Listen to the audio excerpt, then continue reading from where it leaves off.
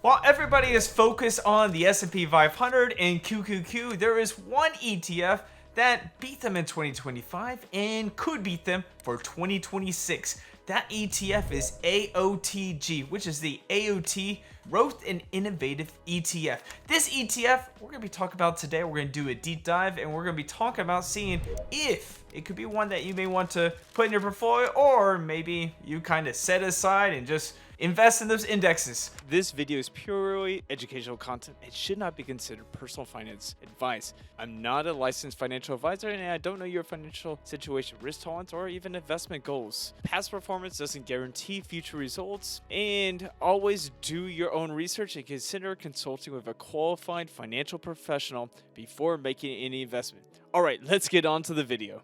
Hey guys, my name is Steve and I run the Frugal Expat website where we try to help people to save more and invest better. Today we are talking about AOTG. We're talking about an ETF that is doing different things than indexes, and it's got a great CEO behind it creating and managing these assets.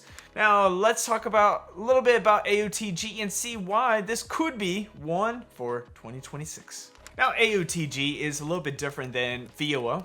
Very different than QQQ and different than a lot of these other ETFs. Now, VOO, QQQ are some of the best ETFs out there. I suggest that a lot of people should invest in these because VOO is pretty solid. It's been around for a long time. QQQ gives you that growth portion. Now, these two ETFs are a little bit different. One tracks the S&P 500, one tracks the NASDAQ 100, and they both track an index. Now, these indexes, they weigh companies based upon market cap. So one of the biggest and best companies out there on market cap would be Apple. Now, Apple is one of those ones that, everyone's got an Apple product. Well, or maybe not everyone does, but you know what Apple products are. We got earbuds, we have the MacBooks, we have iPhones, iPads, possibly you have heard of it or even have one of their products. And that's good news because it is a great company. Now, the problem is, when AOTG is looking at companies, it's looking at profitability, it's looking at margins, it's looking at companies that are growing pretty quickly. Apple right now, it is growing, but it's not doing as well as some of the other companies that are out there. Now, if we take a look at companies like Micron has done about 294% in 2025. That's pretty crazy. In the last 3 years, it's gone up about 494%, while Apple in 2025 went up 11.94%, and in the last 3 years, it's only down about 94%. So Apple is a great company, but Micron is growing faster. It's got bigger profit margins. It's doing a little bit better. And so that's where AOTG comes in. AOTG was started by John Tinsman. And if you listen to him and listen to some of his interviews, he's quite charismatic about the way he feels about this ETF and how he invests the money. So he's been investing for his friends and family, and he came out with this ETF where he can invest some of the same companies. You got Google, you've got Tesla a part of this, you've got AMD, Micron, Robinhood. You've got companies that are big, large cap companies that are profitable, have huge profit margins, and he's adding them into this portfolio. Of course, you guys want to know a little bit of some facts about this, but I'm just kind of explaining the thought process behind this ETF. First of all, he kind of has an explanation. He shows that profit margins are a huge thing. So he's got Microsoft. So Microsoft creates their software. They create Microsoft Teams. And then they just sell it to another person, another company. They sell it to other individuals and other companies. But at that point, they don't have to spend any more money producing it. And so the profit margins go pretty high up. Now, if you look at a company like Boeing, when Boeing wants to sell an airplane, they have to put millions of dollars in building that airplane. They can't just say, oh, we built it a couple of days ago, and then sell it to as many people as possible because it's just software. They have to build each and every single airplane, and so the profit margins are much smaller than a company like Microsoft or a company like Nvidia or a company like AMD. These companies create products, but then they can charge them even more, and that's why you've seen a huge boom in the last couple years. And so that's why AOG is kind of taking a look at these profit margins. They're seeing that the ones that are more profitable, larger margins, are able to do much better. But let's get some facts and then let's dive into some of these companies and kind of seeing where his thoughts are and seeing what the evidence is. Now in 2025, AOTG went up about 25.26%. Now that's a pretty good percent. If you look at it based upon the S&P 500, which went up a little bit over 17%, or even the QQQ, which went up about 20.77%, it beat both of those in 2025. All right, so AOTG has been around since June 29th of 2022, and so it hasn't been around that long. And so when we look at kind of the performance compared to the others, it's done a little bit over 26% on average compared to QQQ, which done about 25.89%. And VOO, which is done about 20.28%. So it's beating both those in the 3-year average. So it's done pretty good. And if we take a look, it's up pretty high compared to both of these. And so this could be a good one to kind of buy and hold for the long term. Now, some other facts that you may want to know is the expense ratio. The expense ratio is 0.75%. So it costs about $75 for every $10,000 invested. It's got about $90 million in assets under management. It's ran by John Tinsman. So with this ETF, it is a actively managed ETF that focuses on strong, profitable companies with high margin profits. We're talking about margins that are above 40%. Now, when I break down some of these companies, and I'm going to show you guys these margins just to show you guys how he's picking and choosing these companies to add to the portfolio. Some of the top holdings are going to be Nvidia, AMD, Alphabet, Microsoft, Micron, and Meta. Right? Nvidia's got a 70% gross profit margin. Microsoft's got about 73%. Alphabet's got a 59.2%. Meta's got about an 80%. And AMD's got about 52%. So these companies have some huge gross profit margins and they're continuing to grow. Now AMD has been up and down in last year, but it went from like $150 per share to all the way up to about $260. Right now it's sitting about $220. It continues to go up and up. And most people are saying that it could go up all the way to $300. It's a big time company that is a part of this ETF. You also got companies like Micron. You have companies like Hood. You got companies like Snowflake, New. There are so many great companies that are part of this ETF, and you can see where he's going. He's trying to create an ETF that's focused on those that are growing the most, those that have the biggest profit margins, as in the margins are so big that it's just continuing to collect money and it's not spending on having to innovate and having to create because you don't have to create the product as much. It's also looking at companies that are just large cap. This ETF is not focusing on those mid and small caps because with large caps, you already have the money. The executives are making the same amount of money as small caps, but they have a huge percentage of more money that they can spend on creating and innovating for the future. So with this ETF, you're going to get software, you're going to get healthcare technology, you're going to get semiconductors, you're going to get internet platforms, and all these companies together are kind of things we're already using. I mean, there's a company called Toast that's a part of this ETF. Now, I took a look at Toast and saw what it is. And basically, it is a company that's creating software for restaurants to use when people basically pay. It's like a competitor to Block. Another competitor would be Oracle. So it grew from one restaurant in Cambridge, Massachusetts to like 150,000 different companies and restaurants all across the US. Now it's continuing to grow, and could be a great one.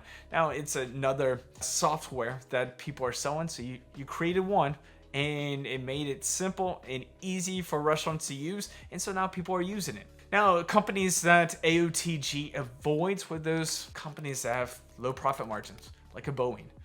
Those that probably aren't as profitable, or those that are, kind of cheap, as in like, you see the price, you're like, all right, this is like a $15 to $30 stock. It's got about 7-8% dividend, and maybe the financials aren't there. Maybe it's not doing really well at all. And so people are going to dive into these because it's cheap. It gives you good dividends, but it's not really growing for the future. And so AOTG is kind of avoiding those. It's avoiding the ones that are like a Boeing that takes millions of dollars to create an airplane just to have such a small profit margin. It's also looking at those that need capital investments constantly, and that's kind of like a Boeing. It constantly needs more and more money in order to grow and grow. So it's not in those retail, commodities, or even manufacturing type of companies. It's in those innovative in tech and AI companies. Those companies that are creating technology that could do well in the future. And as John Tinsman has said in some of his videos and some of his interviews, he's looking at large cap. Large cap have been doing better than small cap in the last 5, 10, and 15 years. He's looking at technology because technology has been beating out most of the sectors in the recent years. He's looking at companies that people could buy one and it can sell to many different people and those high margins. He's looking to the ones that have lots and lots of profitability. He's not looking at the ones that have the highest cap because he's Apple. Like I said earlier in this video, that Apple has only improved 11.94% in 2025. You have Alphabet that's done like 65 to 80%. You have Micron that did about 200%. You have Robinhood that's done a massive amount in 2025. And a lot of these companies are bracing for the future and creating for the future. And so they're not capped. And so when you look at a lot of these indexes like the S&P 500, QQQ, or some of these other ETFs that track an index, maybe like an SCHG that tracks the Dow Jones Large Cap Growth Index, you have them all done by market cap.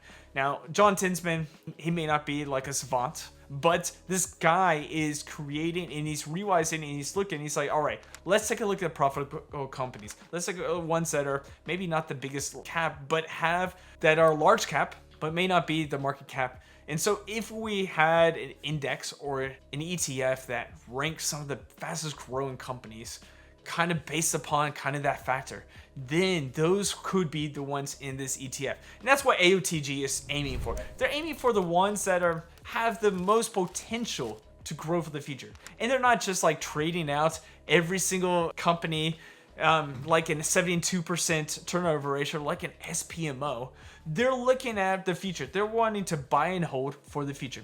Now, some reality checks to kind of take a look at this ETF. First of all, it's got a high expense ratio.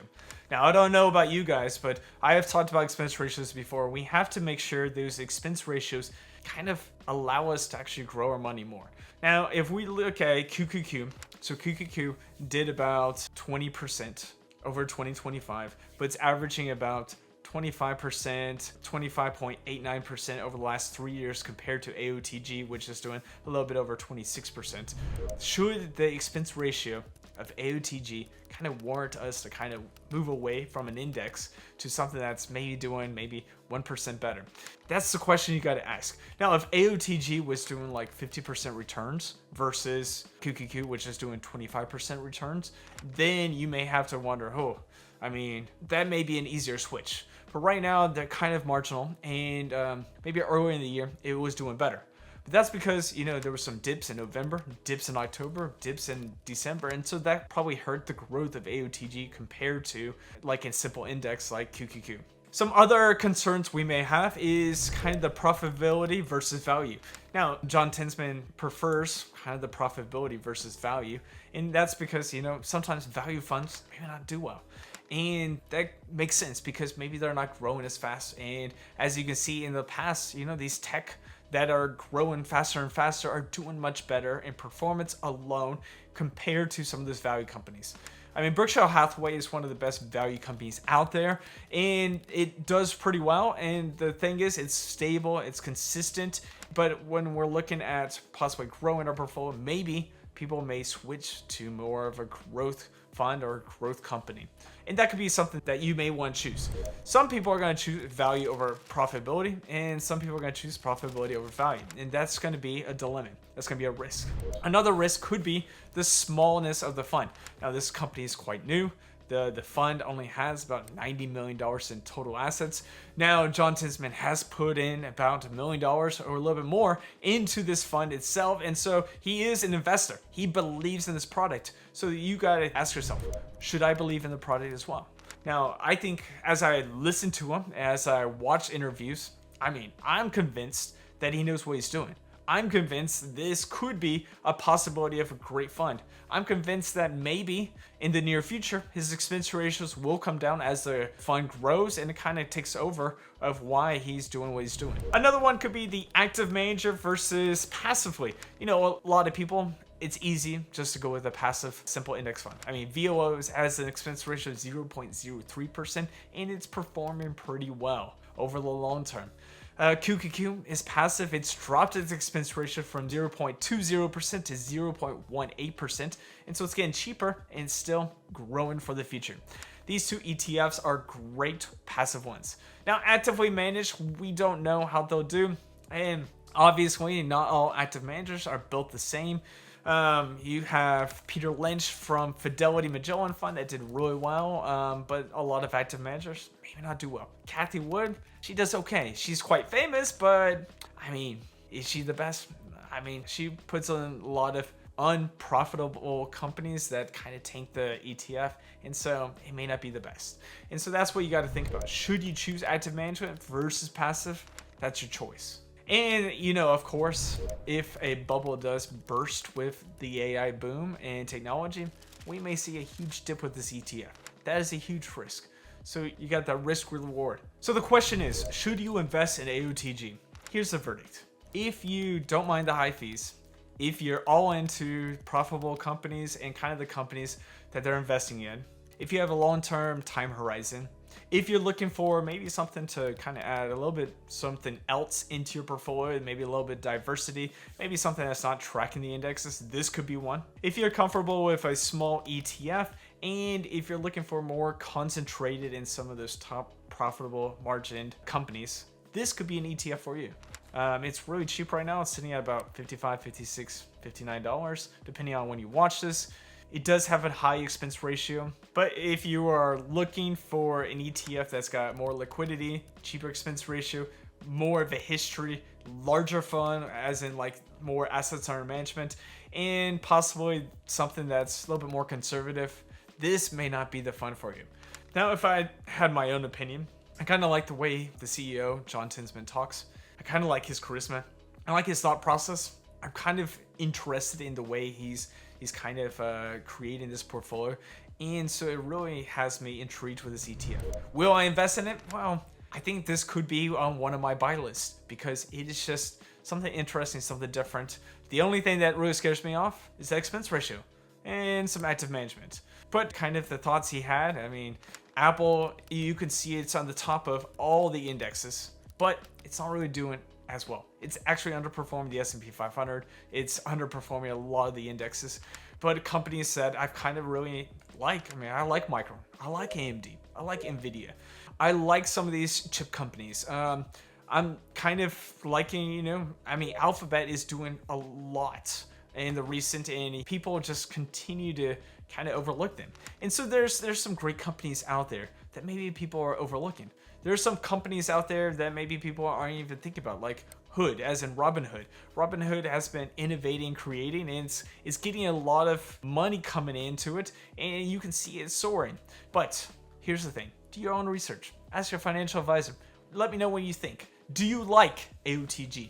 Is this an ETF that you may want to invest in for the future? Let me know if there's any other ETFs that maybe I've missed, because, you know, one of my commenters, Gary, told me about AOTG and I've really dived into it and I kind of like it.